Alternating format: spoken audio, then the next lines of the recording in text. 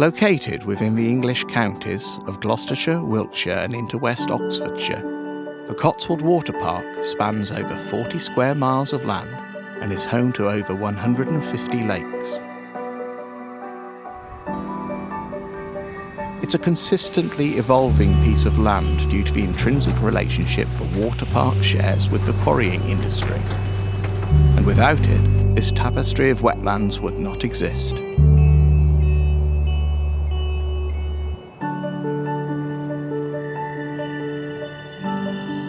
Hills is a family business which has been quarrying in the Cotswold Water Park for over 100 years.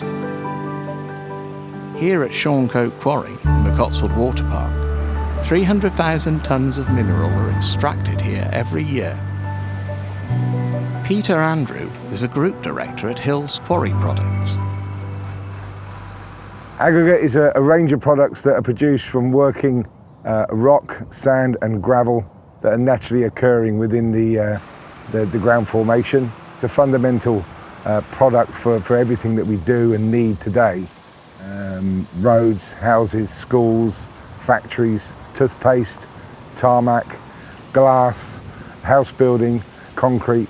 Aggregate is in nearly everything that we use as part of today's way of life. The nature of the way modern mineral extraction works is to remove the mineral and then create something afterwards. So compared with many other heavy industries, it's providing a benefit. It's all about the legacy. So very often the areas we work might be very poor agricultural land, and we'll create something that's good for nature in the local area. Ben Wellborn is the Biodiversity and Estates Manager at the Cotswold Water Park Trust. He is instrumental in making the decisions regarding the restoration of an area once the mineral has been extracted. The Cotswold Water Park Trust is a charitable organisation that manages a number of sites within the park.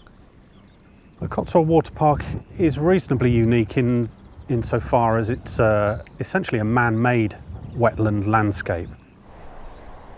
When the quarries are in their active extraction phase, there is a bit of a misconception that actually they're no good for wildlife, those sites, but actually they're really important. So some of the species we get in the water park are unique to active quarry sites, such as the sand martin that will excavate nest holes in the faces of active quarries and successfully breed there where they wouldn't be able to if that quarry wasn't there. So it's really key that there are continuing gravel reserves being worked out here for several species. So in decades gone by, the mineral companies would have tried to extract every last bit of gravel out of the ground that they had the permission to dig on. And that would have meant digging right up to the field boundaries and hedgerows, leaving a very steep-sided rectangular pit that just filled with water and became a fairly dull lake, ecologically speaking. As knowledge and technology has advanced, things are done slightly differently. There's more recognition that actually we can do better with restoration. So minerals companies are a lot better now for this kind of landscape in the UK.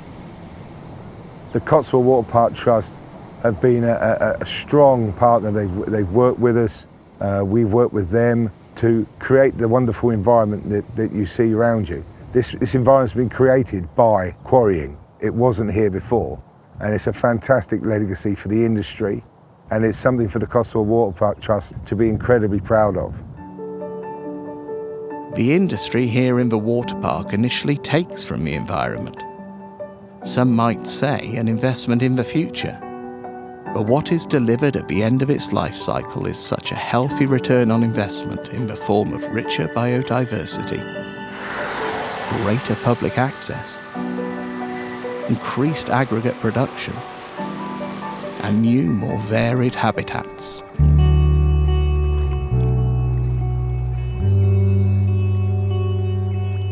It's a symbiotic relationship. It's a relationship where we are trying to create something that benefits the community and nature as a whole.